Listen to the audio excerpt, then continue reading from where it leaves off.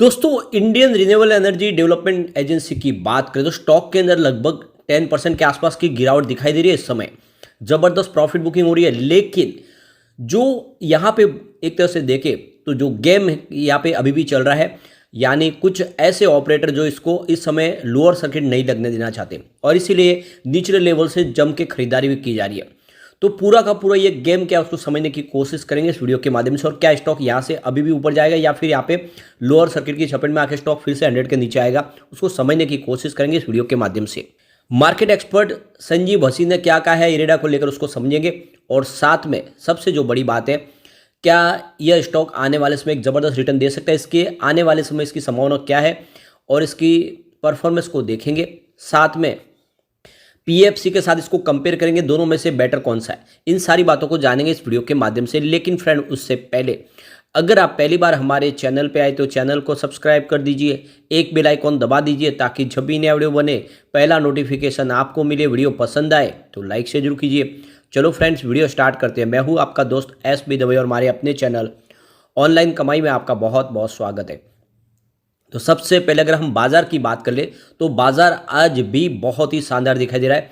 आज बाजार ने 71,000 का स्तर छू लिया है, यानी बाजार पूरी तरह से बुल की हाथ में है और एक लगातार दौड़ रहा है। आज देख सकते हो, इसने एक नया इतिहास है बाजार ने। इस समय 70,978 के आसपास दिखाई देगा बाजार, जहाँ पे 464 पॉइंट की शानदार तेजी है, यानी 0.66% अपर दिखाई दे रहा बाजार। तो सेंसेक्स जिस तरह से दौड़ रहा है, यह एक बात समझ सकते हो कि अभी भी तेजी बाजार में बाकी है, लेकिन उसके बावजूद भी IRDA में आज देख सकते हो कि बिकवाली शुरू हो चुकी है। तो स्टॉक की शुरुआत हुई बिल्कुल फ्लैट 120 पर, जहाँ पे कल की क्लोजिंग थी 121 का हाई बना, यानी आज देख सकते हो कि बिल्कुल यहाँ पे प्रॉफिट बुकिंग का माहौल बन गया है, लोगों ने प्रॉफिट बुकिंग शुरू किया। 108 का देख सकते हो लो बनाया, यानी लोअर सर्किट पर आया, लेकिन इस समय सर्किट खुला हुआ है। 108.60 के आसपास स्टॉक आपको ट्रेड करता हुआ दिखाई देगा, जहाँ 9.73% की गिरावट है। अब यहाँ पे जो सबसे बड़ी बात है कि बहुत सारे ऐसे लोग हैं सक्रिय जो अभी भी इस समय लोअर सर्किट लगने नहीं देना चाहते और वो निचले लेवल से जम के खरीदारी करें, जिससे सर्किट खुला हुआ दिखाई दे रहा है। लेकिन जैसे ही कुछ हैवी सेलिंग प्रेशर आ गया तो लोअर सर्किट डेफिनेटली लगेगा, और ये बात मैंने कल भी बोली थी कि यह एक तरह से ऑपरेटर के हाथ में चल रहा है स्टॉक। ये फेयर वैल्यू से ऊपर निकल गया है और एक बार आपको इसमें प्रॉफिट बुकिंग कर लेनी चाहिए। आप देख सकते हो कि वॉल्यूम सुबह सुबह काफ़ी ज़्यादा, पिछले एक सप्ताह पहले इसका 27 करोड़ का वॉल्यूम था, 7 करोड़ की डिलीवरी उठाई गई थी, और कल भी 27 करोड़ का वॉल्यूम होता है, 8 करोड़ की डिलीवरी उठाई गई थी, और आज देख सकते हो कि 12 बजे के पहले ही 9 करोड़ का वॉल्यूम हो चुका है। सॉरी, 11 बजे के पहले ही वॉल्यूम हो चुका है लगभग, देख सकते हो कि 9 करोड़ का। तो वॉल्यूम आज भी ज़बरदस्त है। अब यहाँ पे इसकी परफॉर्मेंस को देखते हो, स्टॉक लगातार दौड़ा है। 8 दिसंबर को देखते हो स्टॉक 70.85 के आसपास, जहाँ पे 10.4% की तेजी बनी, क्योंकि सर्किट लिमिट 20% की थी। 11 दिसंबर को स्टॉक आ गया 85 पर, जहाँ पे 20% का अपर सर्किट लगा। फिर 12 दिसंबर की बात करें, स्टॉक की क्लोजिंग 101 पे रही, जहाँ पे फिर से लगभग 20% की तेजी देखने को मिली। और 13 दिसंबर की बात करें, स्टॉक आ गया 112 पे, जहाँ पे 10% का अपर सर्किट लगा। और 14 दिसंबर को कल 120 के आसपास क्लोजिंग हुई, जहाँ पे 7.4% की तेजी देखने को मिली, यानी लगातार दौड़ा। 70 रुपये का स्टॉक देख सकते हो कि 120 को पार किया गया, और सिर्फ 4-5 ट्रेडिंग से 50 रुपये का बड़ा जंप देखने को मिला, और अब आज प्रॉफिट बुकिंग आ चुकी है। वैसे आप देख ही सकते हो कि जब ये इसका IPO तो 32 रुपये में दिया गया था कंपनी की तरफ से, 50 रुपये में इसकी लिस्टिंग हुई, और वहाँ से स्टॉक लगातार दौड़ा। तो आप ये समझ ही सकते हो कि जो सरकार ने इसकी जो प्राइस डिसाइड की थी 32 रुपये, उस हिसाब से 2-3-4 महीनों के हिसाब से भी देखें तो जो प्राइस है वो 70 रुपीज़ फेयर है। लेकिन अब उससे ऊपर जाता तो वो समझ सकते हो यहाँ पे एक तरह से पूरा का पूरा मामला खेल रही है कुछ और है, और फिर गिरावट का माहौल जरूर है। नो डाउट कंपनी बहुत मजबूत है, लेकिन थोड़ा समय लगेगा, एक साथ में इतनी तेज़ी नहीं बनती है। अब इसके बीच में यहाँ पे एक्सचेंज ने क्लेरिफिकेशन मांगा था कंपनी से, नोटिस जारी करके, कि ये जो वॉल्यूम बढ़ा और ये जो प्राइस लगातार बढ़े, इसके पीछे वजह क्या है, क्यों ये हो रहा है, क्या इसमें है खेल। तो अब कंपनी की तरफ से इसका जवाब आ चुका है और कंपनी ने उस क्लेरिफिकेशन दे दिया है। तो यहाँ पे कंपनी की तरफ से कहा गया है कि हमने रिटेल डिवीज़न शुरू किया है। देख सकते हो उसमें PM कुसुम योजना के तहत, जिसमें रूफटॉप सोलर प्रोजेक्ट के लिए और B2C सेगमेंट में हमने काम शुरू किया है। तो ये एक लेटेस्ट अपडेट है, और इस न्यूज़ के हिसाब से यहाँ पे जो हमने ऑलरेडी इसकी एक्सचेंज को जानकारी भी दी थी, तो इस वजह से माहौल पॉजिटिव बन सकता है, और लोग हो सकता है कि इसमें वॉल्यूम बड़ा हो और इसमें तेज़ी बनी हो। तो रीज़न यही है कि रिटेल डिवीज़न शुरू किया गया है, उसकी जानकारी दी गई। तो ये एक तरह से क्लेरिफिकेशन दे दिया गया है कंपनी की तरफ से। बाकी इसमें हमने कोई नया यहाँ पे कोई और एक्टिविटीज़ नहीं हुई है, यही जो न्यूज़ थी उसको बता दिया गया है। दूसरी तरफ देखें तो जो मार्केट एक्सपर्ट है संजीव बसिन, उन्होंने कहा है कि अगर आप बाजार में जल्दी ही प्रॉफिट बुक करेंगे तो आपको बड़ा प्रॉफिट मिलने का जो मौका है वो आपके हाथ से निकल जाएगा। और इसके लिए उन्होंने यहाँ पे देख लो कि IRDA का उदाहरण दिया है। तो IIFL सिक्योरिटीज के संजीव बसिन का कहना है कि इस समय बाजार पूरी तरह से बुल मार्केट में है। बुल मार्केट की खासियत होती है कि ये बेहतर से बेहतर होते जाता है। और उन्होंने बुल मार्केट में प्रॉफिट बुक करने पर कहा कि अगर आप बढ़ते हुए स्टॉक में कुछ प्रॉफिट बुक करके स्टॉक से निकल जाए तो आप बहुत बड़ा प्रॉफिट कमाने का मौका गंवा देंगे।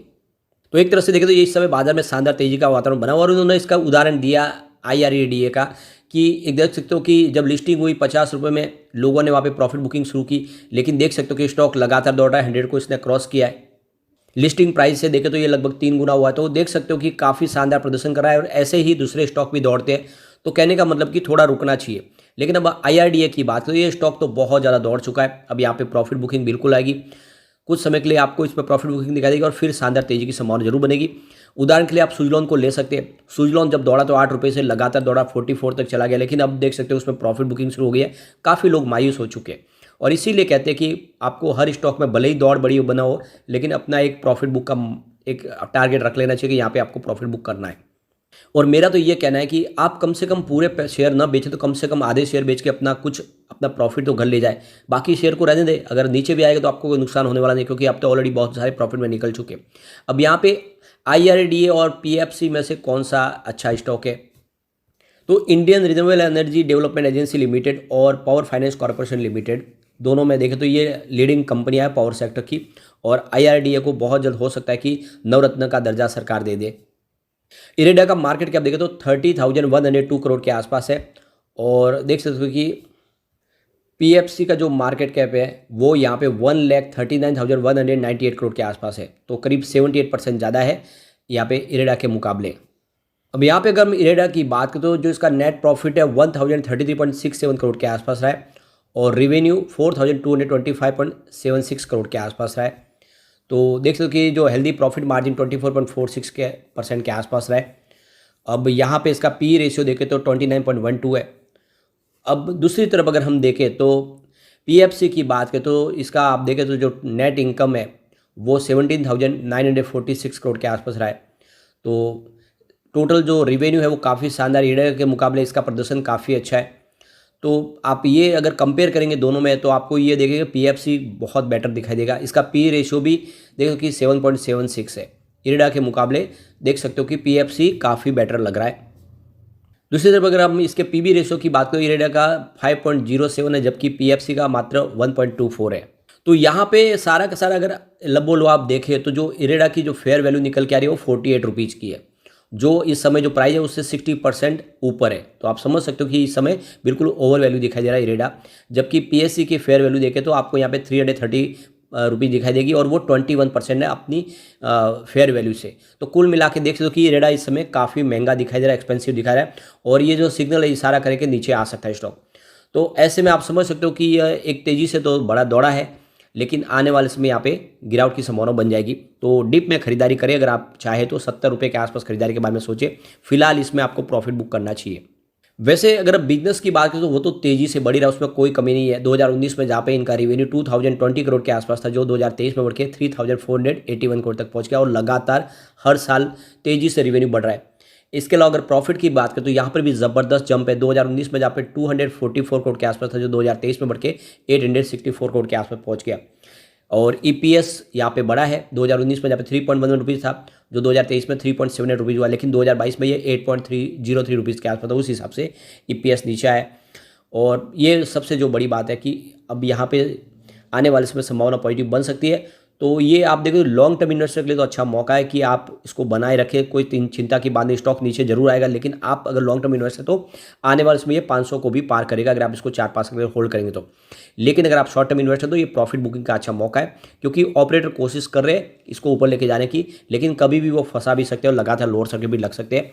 ऐसे में आपको इसमें बच के रहना है। लेकिन फ्रेंड, कोई भी इन्वेस्टमेंट करने से पहले अपने फाइनेंशियल एडवाइजर से बड़े ले ले या अपना खुद का रिसर्च करें, क्योंकि मैंने वीडियो आपके एजुकेशनल पर्पज़ के लिए ही बनाया। वीडियो पसंद आए तो लाइक से जरूर कीजिए और चैनल को सब्सक्राइब कर दीजिए। Thank you friend.